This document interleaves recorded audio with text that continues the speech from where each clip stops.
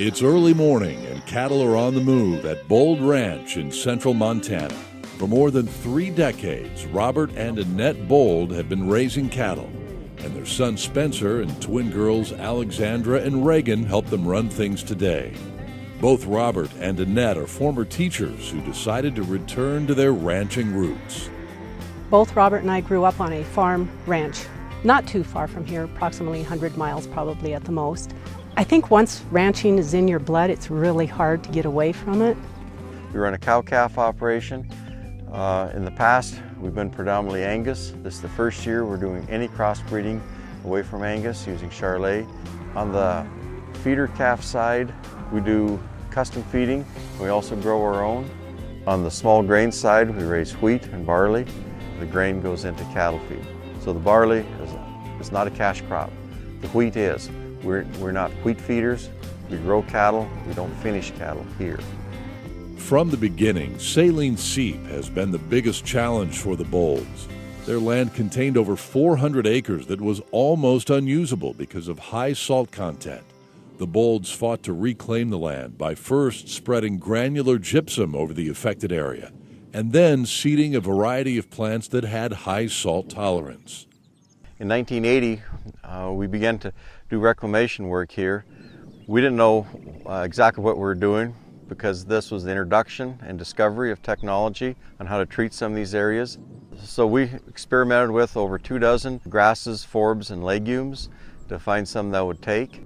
But we've taken this from less than 10% cover to well over 90% cover. And for us, it's become a productive area where you've gone from nothing other than snow white and the dust blowing in the summertime, like in July and August, to this type of a cover. The soil itself, when Dad came here, Mom and Dad came here, it was really poor condition. And since then, they've done a considerable amount to reclaim it with grasses and mosses and even different farming techniques to reclaim it. And it's worked out very well. They've increased their herd by a considerable amount. Managing water is a priority in this part of Montana. No-till farming is one way to retain soil moisture, and Bold Ranch was one of the first in central Montana to adopt this conservation practice. They also partnered with NRCS on projects such as installing more than 11 miles of pipeline to supply water to pastures that had never been able to support livestock. They're always willing to investigate and try new techniques and technologies that are out there. When you have a family like the Bold family who tries something new and is willing to work with the producers in the community, it helps gets that technology out there to test it and make sure it's something that's going to work in our environment. Robert is a very forward-thinking individual. There's something new out there and he feels that it's beneficial. He is not afraid to try it. And I guess by the same token, neither am I. It's just kind of fun to share the information. If it works for us, it's kind of nice to help somebody else out too. People will call our house and they'll ask for advice, and we'll help them any way that we can, or we'll give suggestions if we see something going wrong. I always see someone call up and ask my dad, well, what do you think of this? Should I plant this? Or how did your triticale turn out?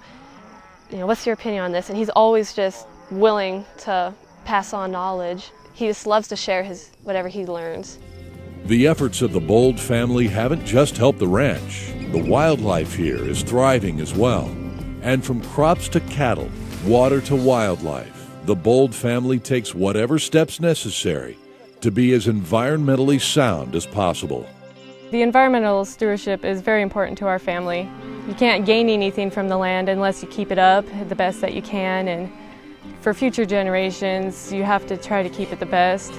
I find pride in being the 4th generation, that we've made it this far, and hopefully just keep being able to pass it from generation to generation.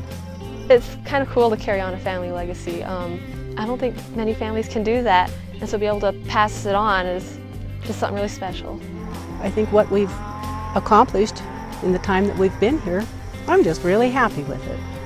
We're just a steward here for such a short period of time. So you got to have that goal where you try to leave it so much better than when you got it. If you've done a good job, you've got something to leave the next generation.